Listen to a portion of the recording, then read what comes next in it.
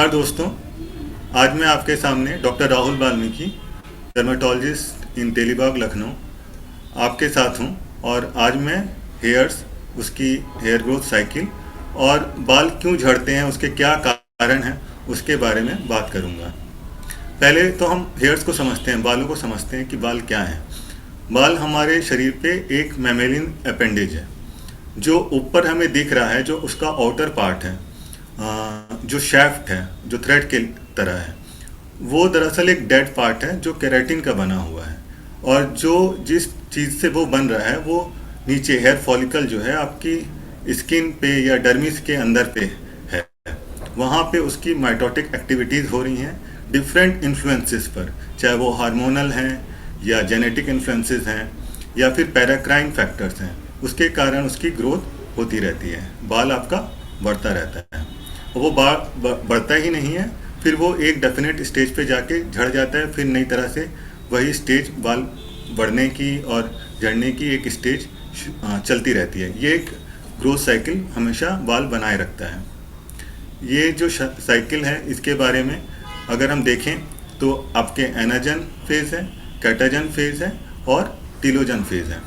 Anagen is the actual growth phase. यही इसी के कारण आपका जो बाल की लंबाई या उसका बालों का मोटापन हमें पता चलता है।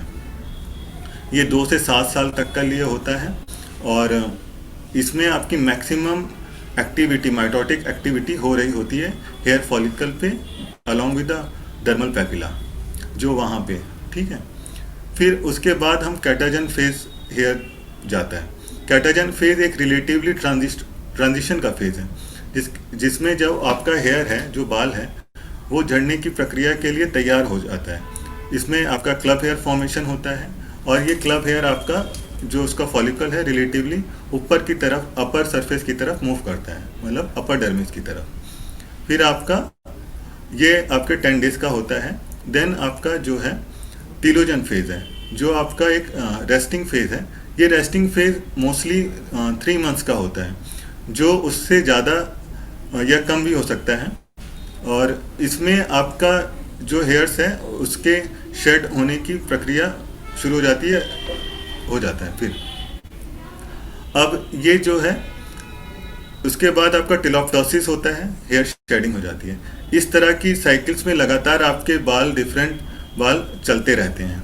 जो आपके स्कैल्प पे हैं, जो आपके बाल हैं, वो 1 लाख के नंबर में करीब करीब होते हैं। इसमें मैक्सिमम जो बाल हैं आपके एनाजन फेज में होते हैं। 92 to 93% of hairs are in anagen phase, और जबकि 5 to 7% ही टीलोजन फेज में होते हैं, जबकि लेस देन 1% आपका कैटाजन फेज में होते हैं। तो मोस्टली हमारे बाल देख रहे हैं कि 90 to 93% एनाजन फेज में, ग्रोथ फेज में है। अब इनमें से कोई भी साइकिल एब्रप्टली डिस्टर्ब होगी किसी भी कारण से, चाहे वो हार्मोनल कारण हो, जेनेटिकल कारण हो या डाइटरी फैक्टर्स हों, तो हमारे बाल, या कोई ऑटोइम्यून डिसऑर्डर हो, तो हमारे बाल टूटना शुरू होते हैं।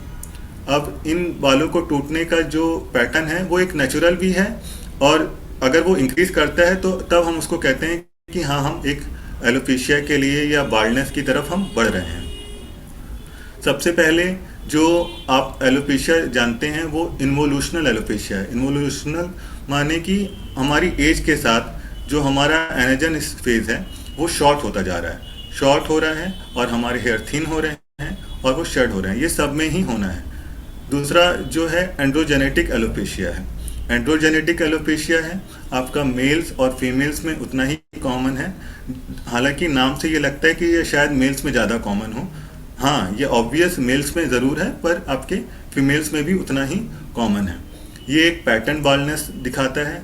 बालों के लिए जो फ्रंटल हेयर लाइन पहले रिसीड करती है, देन पैराइटल एरिया पे हेयर लॉस होते हैं, इनका वी शेपेड रिसेशन होता है, या वर्टेक्स जो आपका एरिया है वहाँ से बाल लूज आउट करते हैं। देन आपका एलोपेशिया एराटा।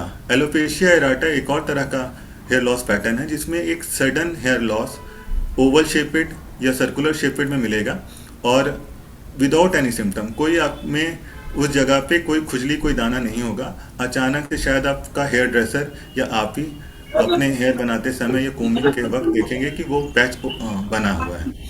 थर्ड, अगर यही चीज़ एलोपेशिया एराटा बहुत ज़्यादा सिग्निफिकेंट उसमें हो जाए तो आपके हर तरफ के बाल, चाहे वो सर के हों, दाढ़ी के हों, मूँछों के हों या एक्जिला के हों, वो लूज आउट कर जाते हैं। तो हमें एलोपेशिया यूनिवर्सालिस की कंडीशन मिलती है।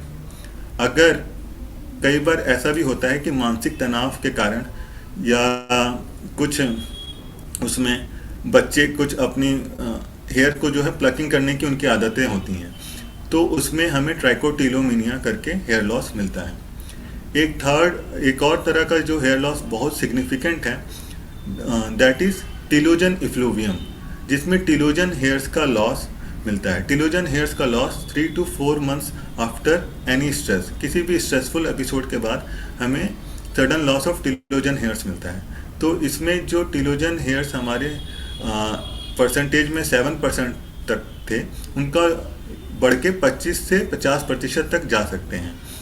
ये स्ट्रेसफुल फैक्टर टिलोजन इफ्लूवियम के लिए कौन कौन से हो सकते हैं?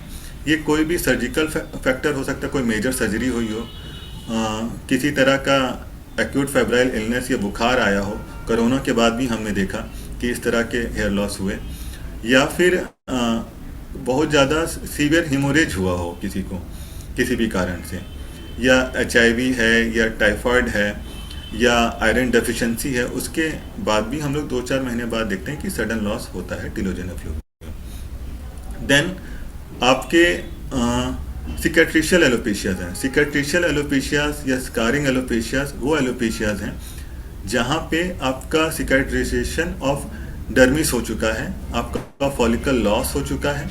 तो इन सब केसेस में आपके जो हेयर ग्रोथ है फिर नहीं होती है फॉलिकल में, क्योंकि फॉलिकुलर डिस्ट्रक्शन पूरा कंप्लीट हो चुका होता है।